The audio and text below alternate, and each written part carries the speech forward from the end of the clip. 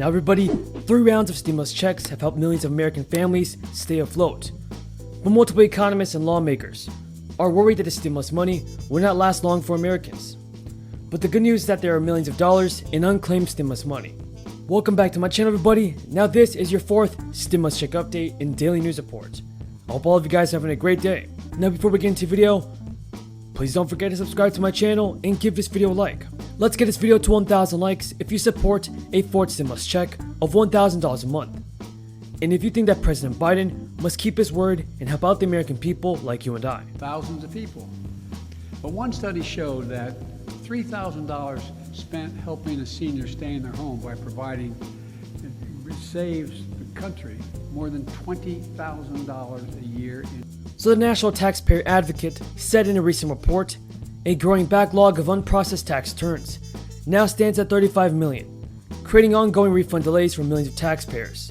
That represents an increase in the IRS backlog of unprocessed returns from May, when it was holding 31 million returns. Some taxpayers have recently told CBS News that they've been waiting months for the refunds and have been unable to learn when the tax returns might be processed. According to National Taxpayer Advocate Aaron Collins, this delay could impose significant financial hardships on low-income taxpayers and small businesses without much wiggle room. I know many of you are waiting to receive your refund check. Unfortunately, CBS News reports that taxpayers won't receive their returns until the IRS is able to manually process those 35 million returns that are awaiting review. With so many returns backed up at the IRS, it may be no surprise that the number of calls to the IRS and visits to its websites jumped this year, with the number of calls jumping to 4 times what the agency received in 2020. At the peak of the filing season this year, the IRS was receiving about 1,500 calls a second. And that is crazy, everybody. I really hope that the IRS will get things sorted out quickly. Now, as families founded in the crisis early days, amid massive unemployment and economic uncertainty, the initial $2.2 trillion stimulus bill passed in late March 2020 kept their heads above water for almost 4 months. That's according to a new analysis from researchers at the Federal Reserve Bank of San Francisco. The researchers measured a household's financial resilience, which was the number of weeks a household suddenly without unemployment income can keep its typical consumption rate. But what I want to talk about today is the human infrastructure. It's essential to that foundation as well. To truly win the 21st century and once again lead the world, to truly build an economy from the bottom up and the middle out, to truly deal everybody in this time, we need to invest in our people. We need to invest in our people. That's why, in addition to the bipartisan infrastructure agreement that I believe we're going to get done, I'm here to make a case. Economists say the labor shortage may be attributed to a mix of factors, like the jobless benefits, sidelining would-be workers, and a lack of childcare options. Future low-wage workers who get the biggest initiative, who get the biggest relative financial benefit from an extra $300 a week, are unlikely to be motivated by anticipatory fear, given the high demand for the labor right now for industries like leisure and hospitality. Judges in Indiana and Maryland have ruled that those 2 states must restart crisis jobless benefits that have been halted until lawsuits over the issue are resolved. That means more than 500,000 out-of-work adults in those states should see a resumption of their jobless benefits. The rulings could also spur workers in other states to sue on similar grounds, according to unemployment experts. That's because the litigation in Indiana and Maryland are based on common provisions requiring states to cooperate with the Department of Labor and maximize benefits for unemployed residents. In both Maryland and Indiana, the judges ruled the benefits must continue until the lawsuits are resolved, because jobless workers could suffer irreparable harm if they were to lose that aid until then. Folks, do you think that states should continue the unemployment benefits? Tell me your thoughts on this in the comments below.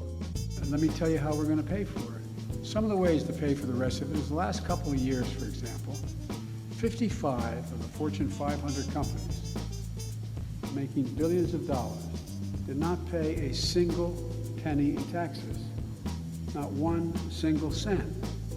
Well, I don't want to punish anybody, but everybody, and I hope someday my grandchildren grow up to be billionaires. That'd be wonderful, especially for a guy who for 36 years was listed as the poorest man in the United States Congress.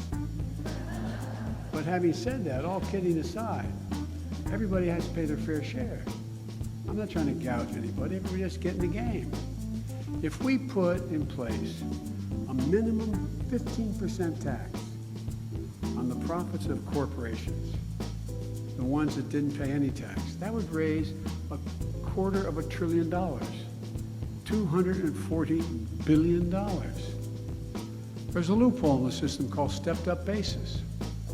That loophole goes that if I made a capital gains and I was a wealthy person and I was going to cash in my stock and I was going to have to pay a tax, I was going to make,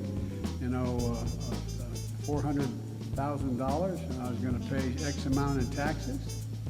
If on the way to cash it in, I get hit by a truck, God forbid, and died, and I was left to my daughter, there'd be no tax paid. It's not an inheritance tax, it was a tax due 10 seconds earlier. If we close that loophole, that saves us $400 billion a year.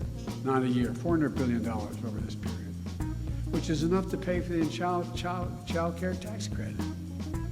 If we end tax breaks for fossil fuels, make polluters pay to clean up the messes they've made, that would raise $90 billion. I'm not asking them to do anything that is unfair. Just not going to subsidize them anymore. They're doing well, thank you. And the messes they made, they should clean up. Well, if we ask the top 1%, and I hope many of you are in the top 1%, maybe. That tax cut that was passed in 2017 was all raised the deficit by over $2 trillion, not a penny paid for, and it didn't come back with anything. Start by saying, you're not alone.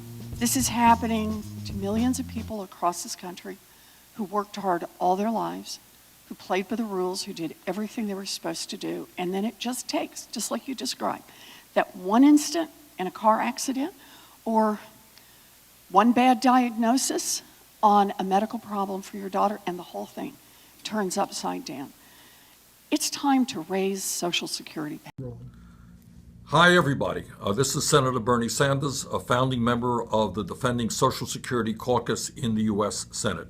I just want to take this opportunity to congratulate Social Security Works for all of their efforts in making sure that we are not going to cut Social Security, and in fact, we're going to expand benefits for the millions of people who desperately need it.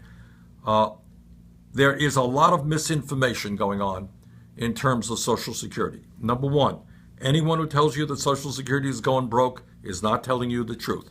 Social Security can pay out every benefit owed to every eligible American for the next 18 years. Number two, Social Security is not causing any increase in the deficit. It is independently funded by the payroll tax. So where we are right now